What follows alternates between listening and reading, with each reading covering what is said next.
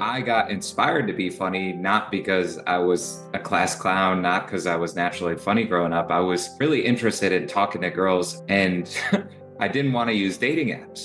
But every time I'd see a cute girl I want to talk to, I would wait for my friends to go up to her. And so one day I was like, I got to change this. And I saw a girl all the way at the end of the bar, and guys are just going up to her, walking away, going up, walking away. And I said, if every guy's going up to her, I might as well give it a shot too. And maybe I can learn from this. And I went up to her and I said, hey, I see all these guys coming up to you and they just seem to walk away. She said, I know, Brandon, but every guy who comes up to me, it seems like one of two things. They just want to sleep with me without getting to know me, or they make me feel like I'm on a job interview and it's question after question. And I'm out here on a Friday night with my girls. I've had a long work week. I just want to have a good time. She said, I look for in a guy someone who can make me laugh. And it's safe to say I did not make her laugh hard enough that night.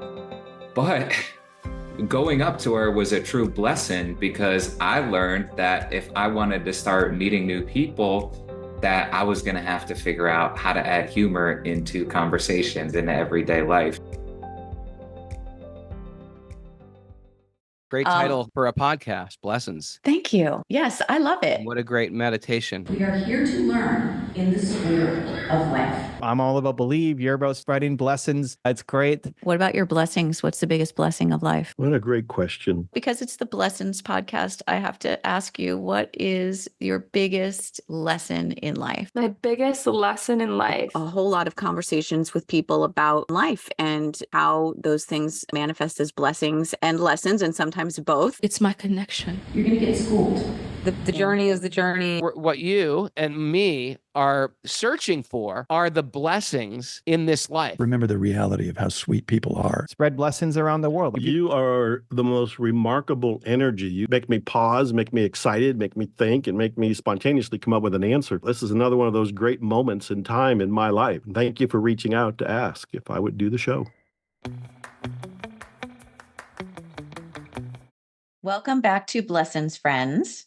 When you think of the word mentor, what kind of person comes to mind? Is it an old wise man with a long beard, like an enlightened Buddha type sitting in lotus position under a tree?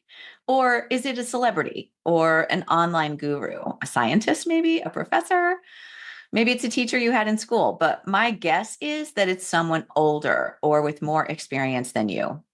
But my guest today breaks the stereotype of what a mentor has been to me.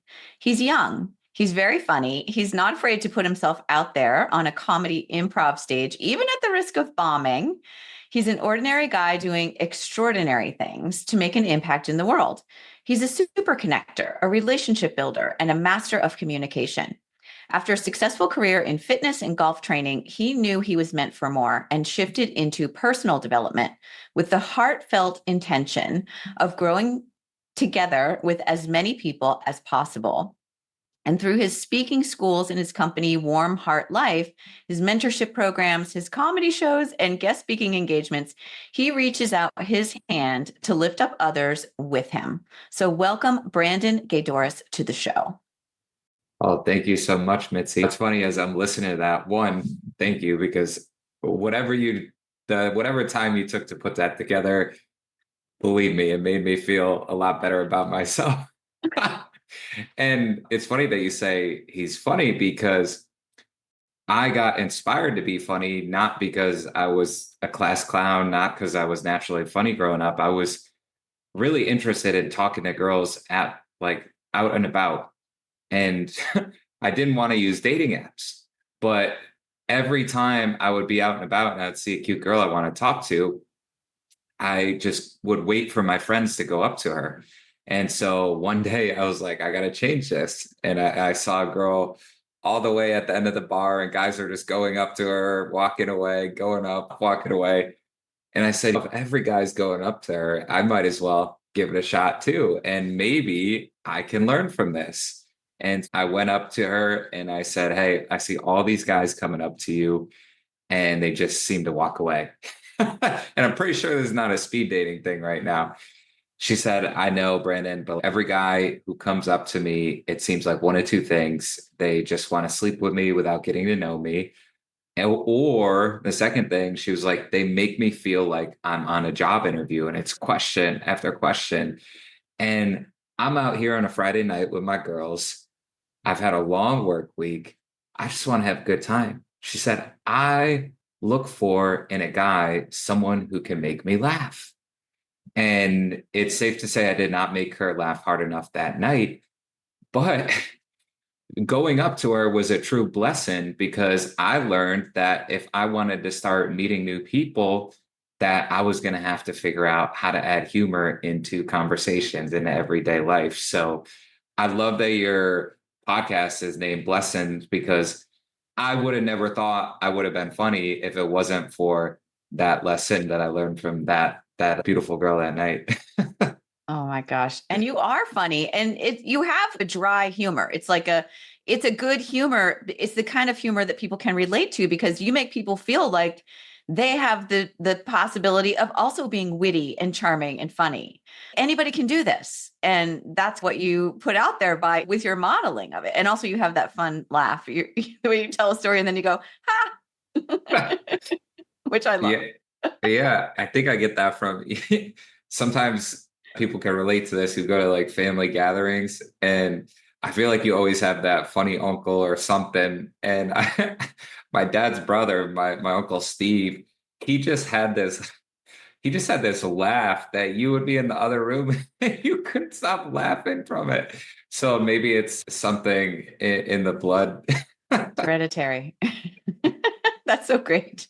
So you just said that you thought being funny wasn't really an innate talent of yours. I might disagree with you on that. But when people have a gift or a desire to amplify something about their personality, do you think it's their obligation? Is that a calling for them? I think that's a great question because you have a lot of thoughts that go through your mind as you're growing up in different phases of your life. I feel like you could be 80 years old and you're still growing up in a different phase of that type of life.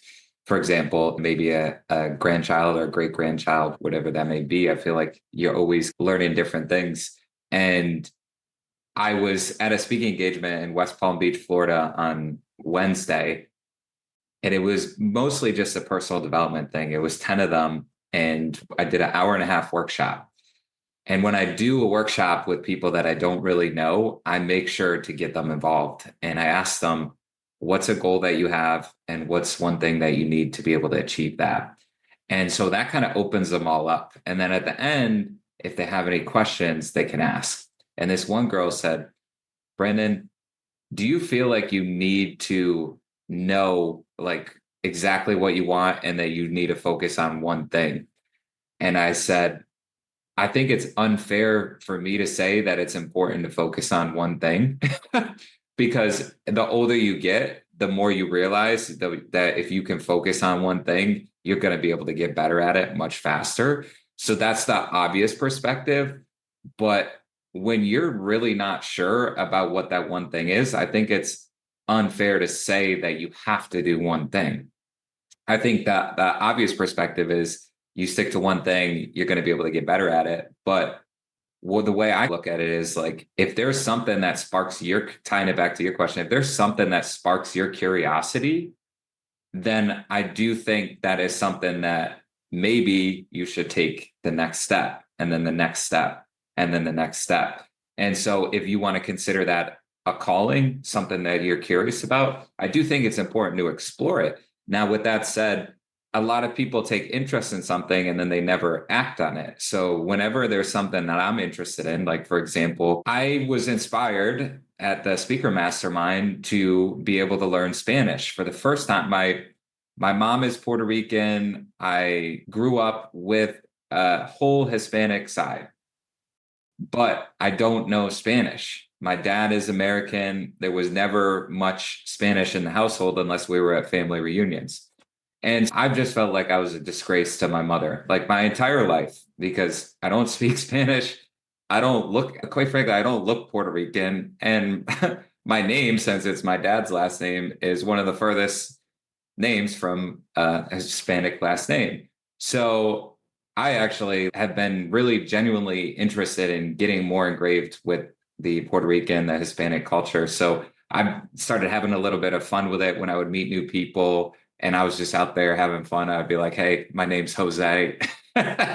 And that would always loosen up the mood. But deep down inside, there's a reason why my fake name was always Jose. And it's because I genuinely feel like I connect with the Hispanic culture very well. But yet I haven't taken the time to learn Spanish. And so Anna was like, Brandon, I have 10 people right now that would sign up for this if you could do this in Spanish. And I said, you know what? That's great. Would they want to do English? She said, no, that's why I said that they would do this in Spanish. And so I was inspired for the first time ever in my life that I'm like, you know what? I really need to learn Spanish. And so now what I'm doing is, you could say that's a calling. Now what I'm doing is I'm just trying to take one step every day to see if that's actually what I want. That way, by the time I get to the new year, I'm all in on this goal.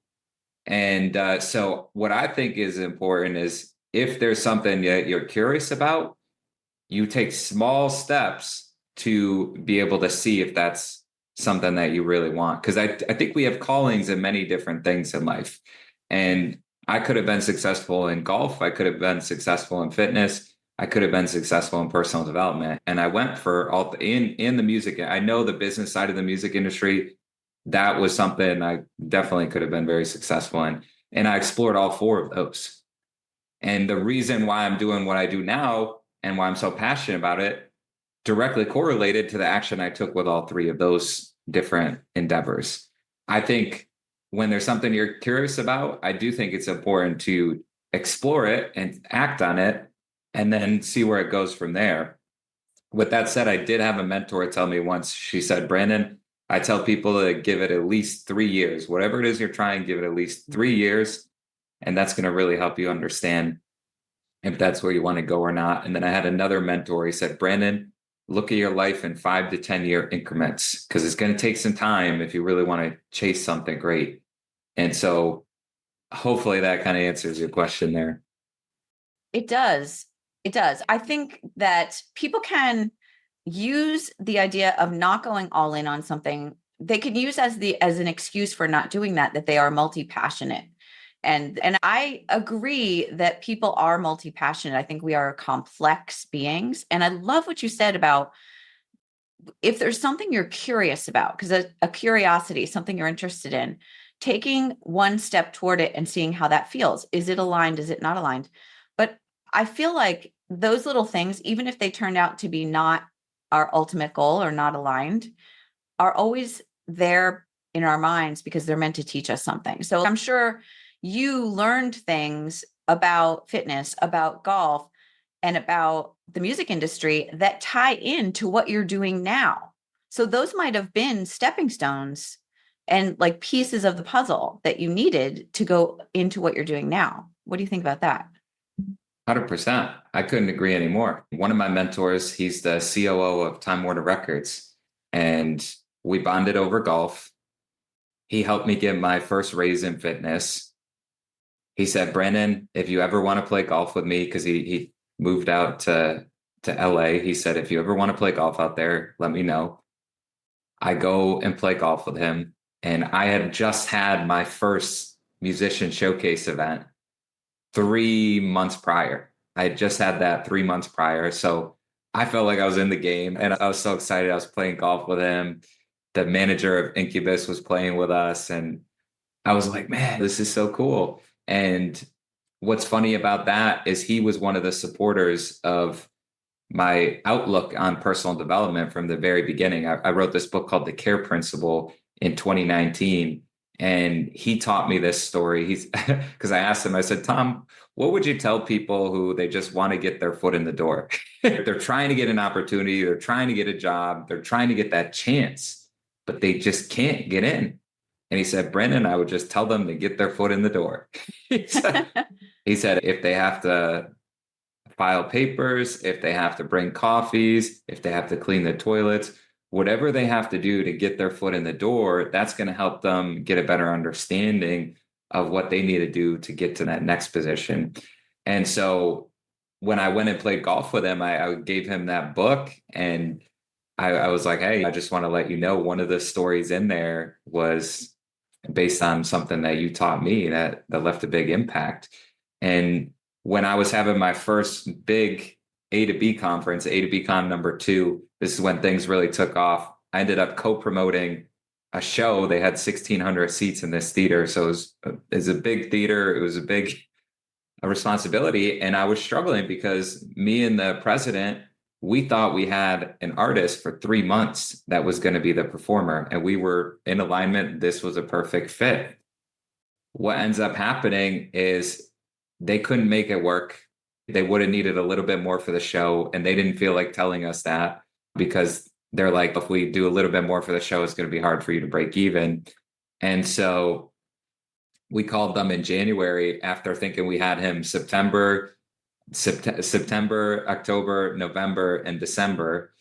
We thought we had him. And I call him in January because Tom, my mentor, I had a call with during the Christmas holidays. And I said, hey, we're really struggling with this. We're not getting an answer. I'm not sure what to do. He's Brandon, you got to push him. If you get told no, it is what it is. Now you can move on. Now you can try and get the next person. And I needed that. I don't know why I needed to hear it from him, but I needed to hear that. I called the guy. He said, you know what? It's not going to work out. He explained why. And instead of being frustrated, I was able to ask the agent for advice. Hey, what would you do here? I was able to talk to the president. And then I was able to do research to figure out, hey, if this was possible, who would be able to do it? And I found out that this guy, Terry Fader, was traveling in the Northeast, has a residency in Las Vegas, but I saw he was traveling in the Northeast for some dates over there. And I said, you know what? That date's still open. Let me reach out to the agent. I reach out to the agent. He gives me a quote. I talked to the Palace Theater president, and we ended up getting an agreement pretty fast. And I was able to get a guy who was one of the top 10 highest paid comedians in the 2010 decade era, year after year. I was able to get him to come to A to B Con to speak to everyone and then co-promote a show that he was the headliner later that night. And so someone like that has been a part of all different 4 phases of my life there. And it's nice to be able to have people like that to be able to call. And a lot of people see my vision now. My vision is to have 10,000 student universities across 10 of the best cities in the United States. So 10,000 students, 10 of those universities across the United States. And what a lot of people don't know is when I was 23, my vision was to have a golf course that had massive concerts during the summer. And I was 23. I was sitting there after a business conference, and I made friends with the sponsors because the sponsors, they hang out at the bar. I was hanging out at the bar, and they go, hey, Brandon, this is a different Tom. Tell Tom about your vision. So Tom became my business coach mentor, and he was running the conference. And they said, go up to him, tell him your vision. I said, hey, Tom, I'm looking to buy a golf course. That's my goal. And he said, okay, why don't you start looking into actually buying one and then see if it makes sense to you? And so I started doing that. And after a while, I realized that I did not want to own a golf course. And then that would lead to the next thing. Then all of a sudden, I wanted to own a gym with a world-class gym facility that hosted concerts at night for the best up-and-coming artists. We would turn it into a music venue at night.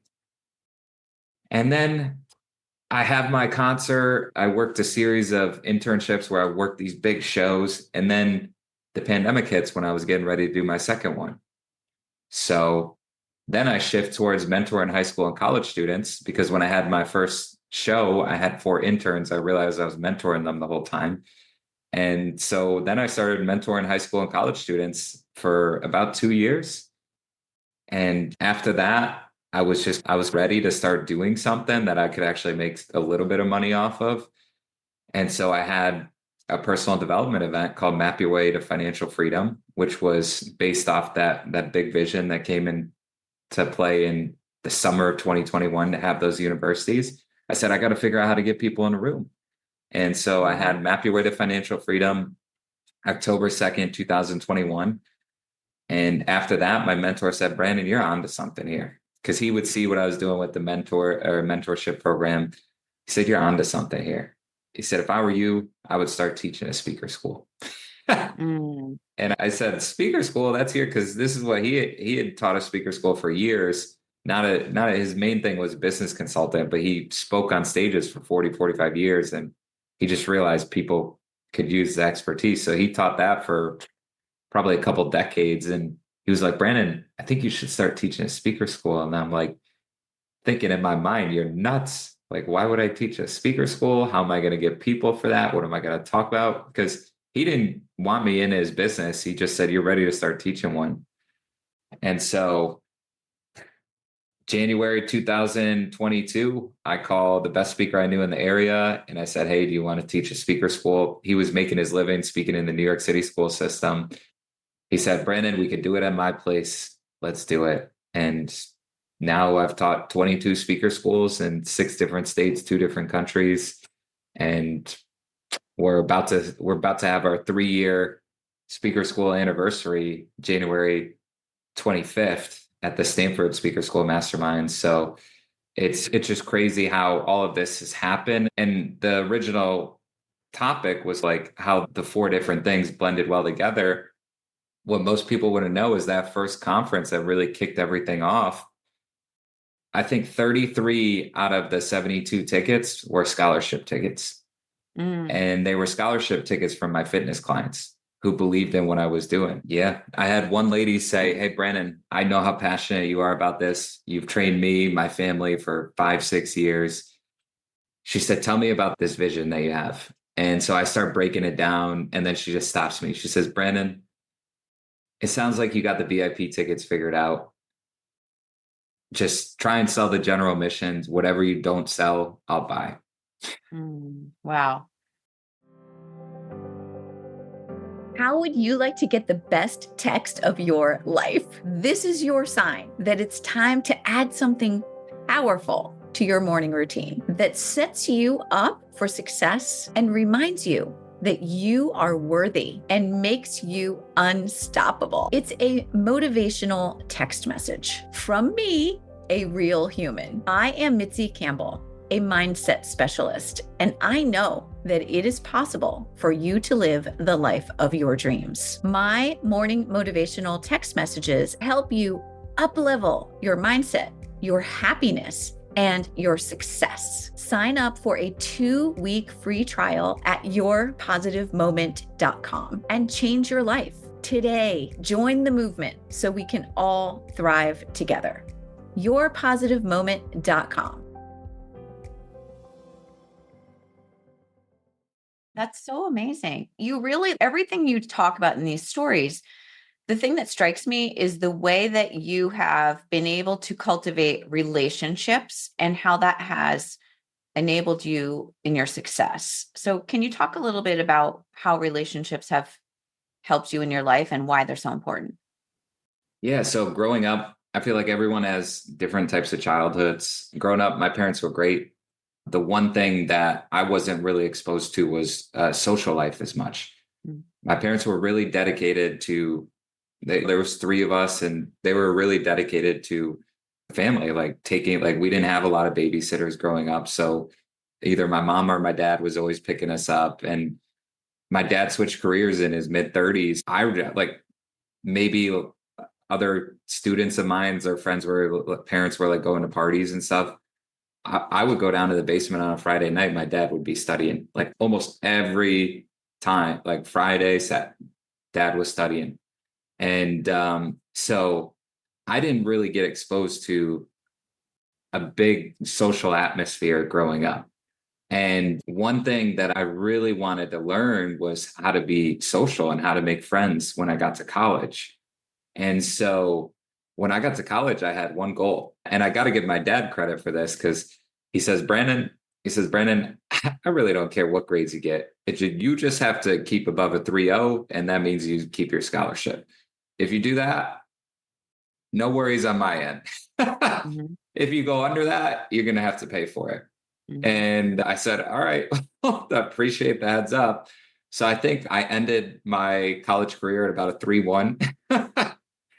And my main goal was I wanted to make friends. Like I wanted to figure out, it's not like I didn't have friends in high school or in junior high. I just wasn't really exposed to how to make new friends, how to keep an engaging conversation with new people, and how to put yourself out there, how to go out of your comfort. We were very like growing up, it was like you would go home, you would play your sports, and then you would do your homework, then you go to bed. It's like that was like my life. And so I really wanted to learn the art of people. And so my first internship, I ended up in Rumson, New Jersey. I wanted to go near the water. I had one goal. I said, I want to go near the water so I can surf. Oh, yeah. Yeah. So I bought a surfboard and I would go surfing. And I really realized that if you want to learn how to surf, you should probably take a lesson, because one day I went out in 4-foot waves. And meanwhile, I never stood up on a surfboard before. I go out in 4-foot waves because I thought that would mean like, oh, it's a good day for surfing. And like all the surfers are out there. And I start going out there. I'm like, wow, I'm getting beat up by these waves. And I have no idea what I'm doing. So I'm like falling, water is going all the way up my nose. And I walk back out, and this guy goes, Hey, are you good? Do you need some help? And I said, to be honest, I don't even know how to do this. And he gave me a free lesson that day, a blessing. And yeah, and for the first time, I don't think it was that day because the waves were so big, but I think the next day, for the first time, I stood up. And so I'm grateful for life lessons like that, because if I didn't put myself in that random internship and say, Hey, I want to learn how to surf, I would have never met that guy that taught me acts of service. Hey, it's important to take care of people. And I would have never understood like how important it is to go out of your comfort zone, because when you go out of your comfort zone, you learn. And like today, I'll be honest, I had a lesson the hard way. On Saturday, I meet this beautiful woman at the bar, and she's a group fitness instructor. And she said, Brandon, you got to take my class. And meanwhile, I just meet so many people, and I've heard this so many times, but she was serious. So I was like, all right, I'll take the class. I sign up to the class, and it says the class is at 7:30. So I'm just assuming you show up at 7:30. And quite frankly, I didn't want to show up early because I was so embarrassed to be taking a group fitness class where I know it's probably going to be me and like bunch of ladies there, because I did this before and it's intimidating from my perspective, the guy's perspective. And so I show up at 7:30 on the dot. And of course they start right at 7:30. The only other guy that was there walked in the same time I walked in, but he had gone through this class before. So he just hops into one of the machines, and then they go, Hey, since you didn't get here early, we couldn't take you through the demo. And I'm not sure if you're going to be able to go on this. Cause they're like moving, like she's like instructing. People are like, they're working the core. And I am just sitting there so awkwardly because the lady at the front, she's like, I don't know if you should go on, if you shouldn't, if you shouldn't, if you should. And eventually I get like the sock things that you have to get. And I go on and I start doing this thing. And the lady next to me, she was like, Hey, this is how you move. This is how you move this. And so I feel like I got it all figured out, but you could tell I was struggling. And then the lady teaching the class, she goes, Hey, my boss is going to kill me if she finds out that you go through this class without going through the demo. So I said, you know what? All good. And then I walk out, and it was a blessing in my mind, because now I know the next time, hey, if you're going to try something new, maybe you should look into, hey, do I need to show up 15 minutes early? Do I need it? Yeah. Do I need to not? And I've had so many lessons like that in life that I think you do have to learn the hard way.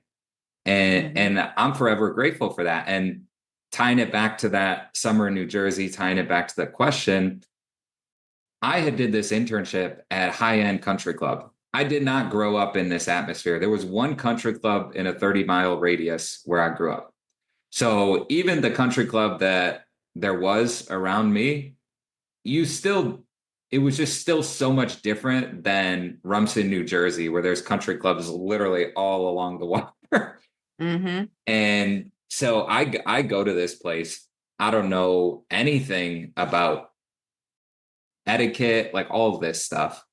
And so I go to this place, they're expecting me to know how to answer a phone, how to talk to a customer who's complaining, I didn't even know how to iron my clothes. This is like an 18, 19-year-old brand. I like how to iron the clothes, what's the right haircut to get. I don't even know what matched. Like, just to give you an idea of how little I knew about presents, my freshman year of college, I show up to the auditorium. I'm wearing striped shorts. There's stripes on the way down, and then a striped shirt all the way across. And I thought it was like the coolest outfit. And then my head pro at the golf course, he sees me, he says, "Hey, this doesn't match." He said, "If you're gonna go stripes, do it on one, not the other." Not both. And I'm just, as embarrassing as these moments are, they turn into these lessons and they help give me perspective. And the teacher goes, "Hey, I'm so sorry."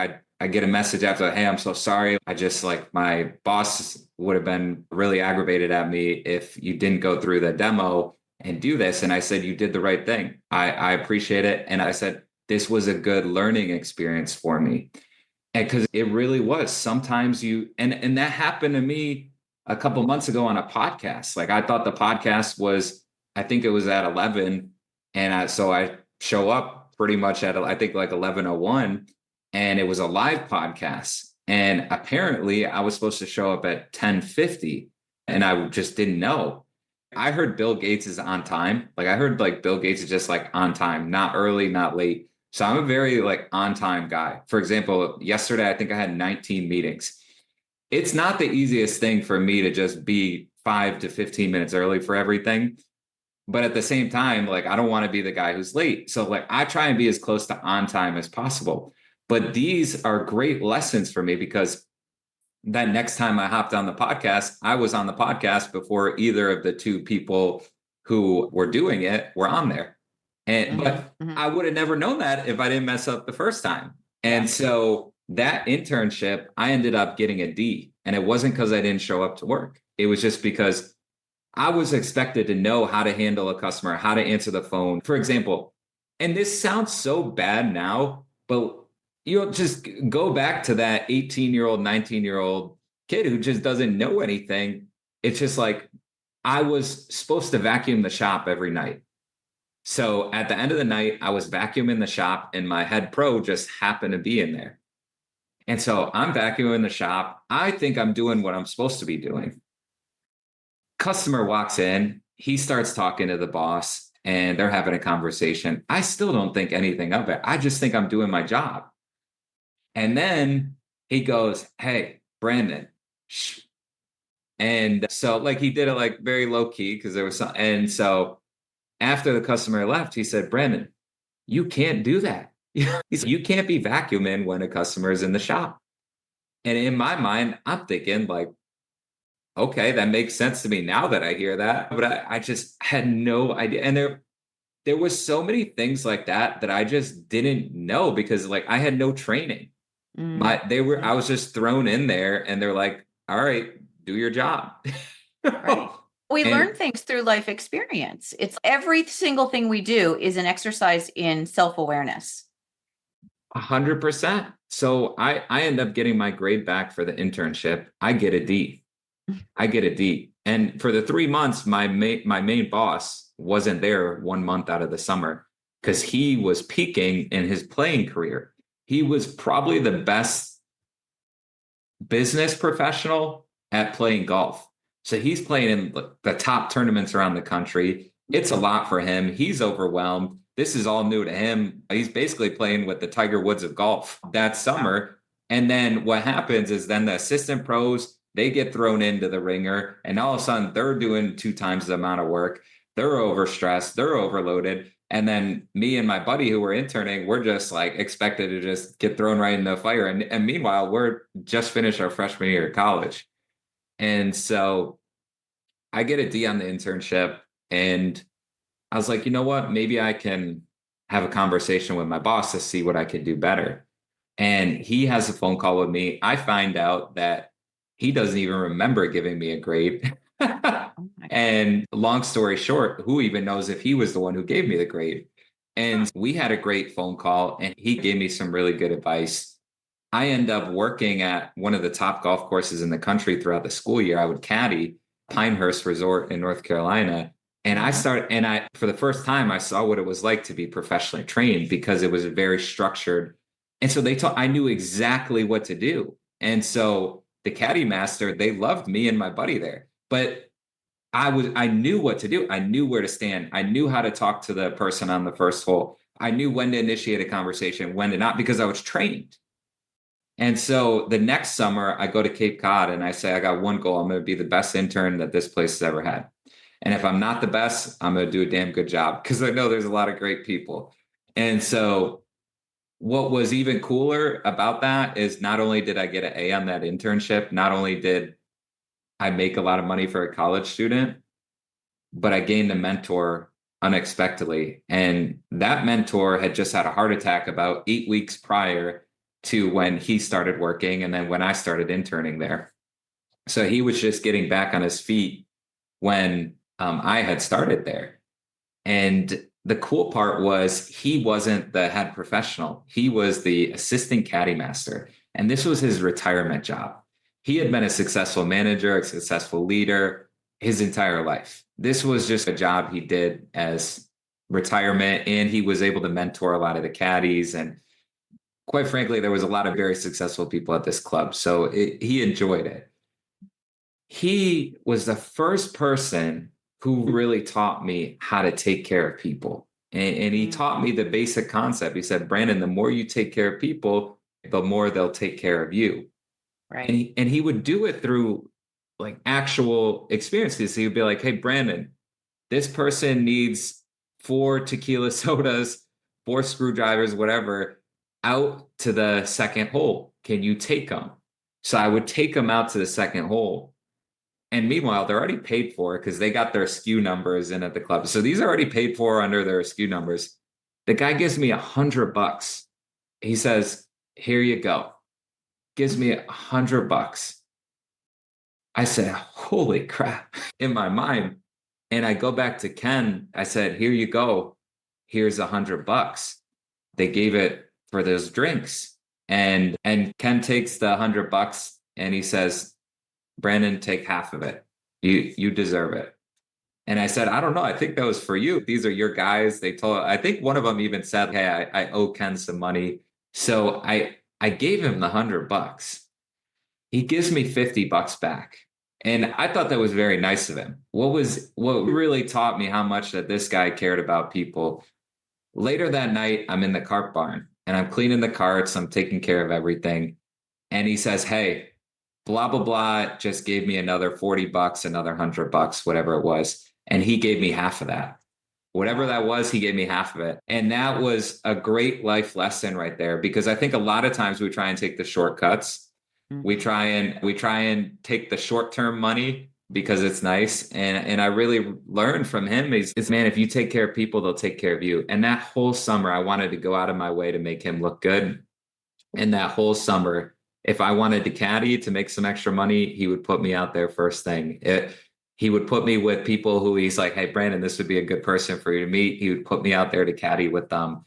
But what was even cooler is he would take me and my buddy fishing on our off days. And we're in Cape Cod. We don't know a lot of people. And he would take us out there like on a Sunday or a Monday, and he would just share stories. Like, I never liked fishing. I still don't like fishing, but I'll fish any day of the week with my mentor, Ken, because he would just tell us life stories over and over. One time he told us he owned an ice cream shop, and he said we had 2 rules.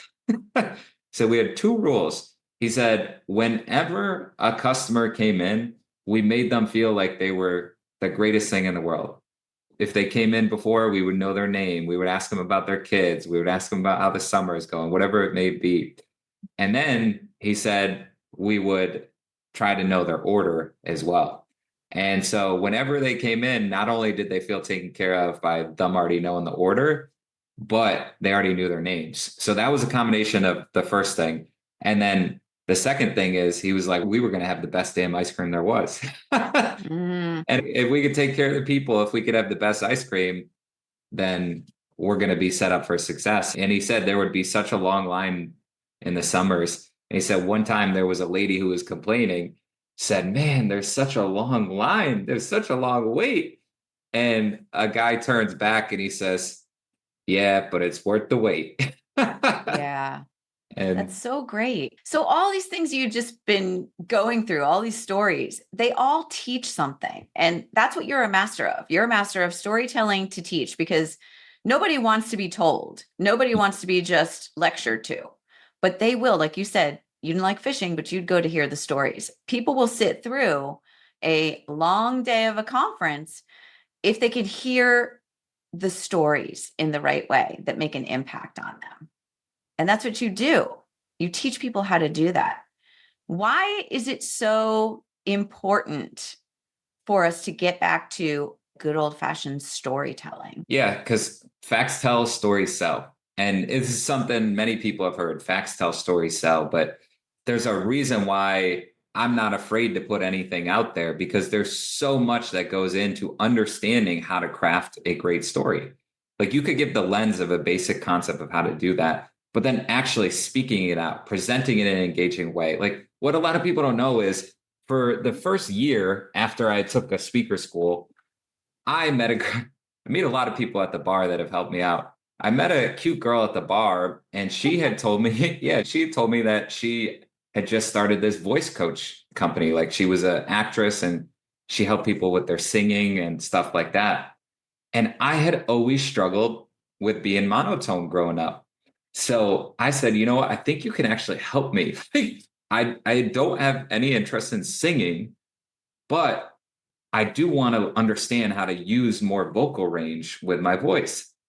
And I think she thought I was just like another guy at the bar that was probably like hitting on her or whatever. But I was dead serious. Like I was dead serious. I was like, I think you can help me.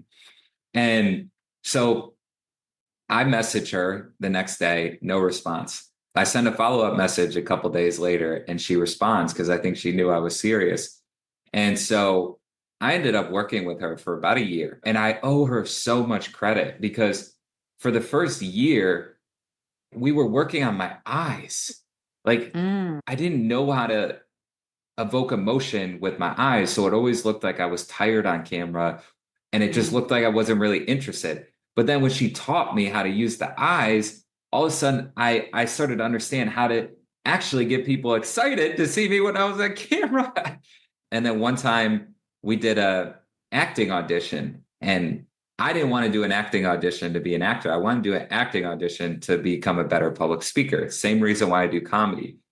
If I want to be a Kevin Hart of comedy, I'm going to need to put in a lot more work than I'm putting in right now in my comedy. I'm not saying it's not possible. I'm just saying there's a lot of work that goes into where he is, in his career. And but with me, working on comedy directly helps my public speaking become better and better. And so in 2019, I did an acting audition, and she goes, Brandon, the funny thing is, you're going to memorize the monologue. You're going to know exactly what to say. Then you're going to get into that room and you're going to forget everything. Yep. And I'm like, no way. Just no way. I got this. This is a piece of cake. So I get into the room. I get into the room, and I kid you not, as soon as I walked in there, I see all the people sitting there. Everything just went out of my head.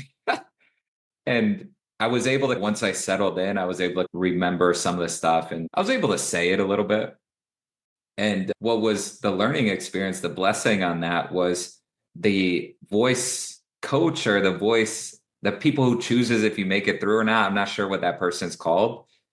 She comes up to me after. She's, Brandon, you're not an actor, are you? I said, no. She said, I could tell by the resume you put. And I said, I know, I put that resume to stick out. And now I have the opportunity to talk to you. And we talked after that, and I got some good feedback on things that could be worked on, things that could be done better, but none better feedback than the pressure that I felt in that situation. The reason why I think our speaker school is the best in the world is because we put pressure on people. And when you could put pressure on people, now you understand how to retain all the information. So all the things I teach, I put it out there in my book. It's not like I'm trying to hide back anything with what I teach. There's no secret. The secret is it takes years and years of pressure and repetition, content creation, stages to be able to understand how to fully apply all the stuff that I teach. Yeah. And yeah, go ahead. It's crazy. I can attest that your process is very powerful. It is really, there's nothing like having the experience and making yourself feel that pressure. You can't do that for yourself. Someone else has to impose that on you for you to actually get it. And your book, How to Become a Phenomenal Public Speaker, is exactly the presentation that you used in your workshop. So people should definitely pick that up if they're interested in public speaking. I think I have the title of your next book, by the way. It's going to be Lessons from Cute Girls I Met in the Bar. I might have to do that one. I think that would be perfect. So because we are on the Blessings podcast, as we close here, I have to ask you about what have been your most impactful lessons and blessings of life. So just one lesson and maybe one blessing, or it could be a blessing, a combo. Yeah. I think the biggest thing that I really learned was that when you take that big leap, all of a sudden you can see other things that you've never been able to see before. And so in 2021, when I was so sick of waiting to get a speaking engagement, when I was so sick of waiting for an opportunity for someone to say, hey, can you help teach with me? Can you talk about this? I said, you know what? I got to start creating. And when I committed to having my conference, what most people don't know is for about 2 months prior to that, I was role playing with friends the idea of having an event. And I actually thought that I was going to have a event at the beer garden where I was going to be able to spend 5 minutes talking about personal development. But because I was able to talk it out with people and I was like role play, as they call in sales, I was able to figure out where the demand really was, which was the people did actually want to go to an event where there was speakers, but I did need to make a fun part after. So that's why I had a dinner and an open bar. And I tell you what, for 3 months of that, it was some days I would go to bed like, yes, I'm so excited. Then other days my heart would be beating so fast, like, what the heck did I get myself into? But I'm so glad that I took that leap, because from October 2nd, 2021 to December 2022, I had counted my speaking engagements. I was like, man, there's a lot that have accumulated since that conference. And I had 40 speaking engagements in that 14-month stretch after I was just sick of waiting to get on one for a long time. And yeah, that was a huge lesson to me to just, hey, go out of your comfort zone. And sometimes it doesn't go that well. Like when I'm surfing and I get a scrape across my forehead, but then someone comes up there and helps. Like even today, when I was in that like reformer thing and the lady next to me, she's, hey, all you got to do is, she's like trying to whisper to me, she's like, hey, this lever goes here, this lever goes here. And I felt like I got it. But because I looked like I didn't have it for a little bit, I think it was like, oh, maybe you shouldn't go through this if the boss walks in. But I felt like I had it because I had that nice. Every time I've gone out of my comfort zone, I feel like whether it's been a failure or not, I've ran into good people who want to help you out. Like when I first came out with this big vision, I started announcing it. And one person I told was one of my fitness clients who has become one of my top mentors ever. And I told him this in 2021, and he took me out to play golf and he's, hey, I'm interested in hearing more about this. I think you're onto something big here. And just having someone like that believe in me, it just meant so much, because this is a guy who, like, he had breakfast with a guy who was like worth $3 or $4 billion the other day. It's just to have someone like that believe in you, it really meant a lot, because so many people don't believe in your big visions, but the big vision people will be the first ones to tell you to go after that. And because of that, I have a mentor every year. I go over the Warm Heart Life business plan with, and then he gives me some feedback. And it's just been cool to see where it is now, where we're legitimately trying to get a guy who's worth $10 billion to A to B com. I don't know if it will happen or not, but he's aware of it. He hasn't said no yet. So it's just one of those things. I'm really grateful for going out of the comfort zone in 2021. And that was probably the biggest blessing that I've ever had in my life, because that's what led to the speaker schools. That's what led to A to B cons eventually. That's what led to meeting people like you. And if I never took that leap out of the comfort zone, I don't think I would have ever discovered that going into public speaking could have gave me fulfillment that I never thought would even be possible in life. Because now I know, before I got into public speaking, like actually teaching it, I talked about this concept called the +1 effect. And I said, I believe that 1 + 1 = 2 and 1 - 1 = 0. And 1 - 1 = -1. And 1 + 1 = 3. And I believe that the more +1s we can get around us, the better relationships we're going to have. Think about the person you're on a date with at dinner that is complaining about how bad their work was that day versus the one that's saying, hey, I struggled with this, but I'm trying to figure out how to actually reverse that and do this. Do you have any ideas there? That's a difference between a +1 and a -1, and it adds up over time. And then how about It's a positive charge. It's the plus. yeah, how about health? You go out a night out, maybe didn't sleep the best, maybe not feeling the best, and your roommate says, hey, let's go to the gym. Let's do something good for ourselves.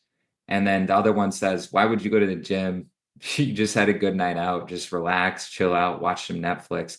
So there's just such a big difference between a +1 and a -1. And that charge, I really believe that it adds up over time. So I was just like, hey, if we could get around more +1s, we're going to have better health, wealth, relationships, and happiness. Think about that. When you're constantly talking to someone who's depressed, you're probably naturally going to be more depressed.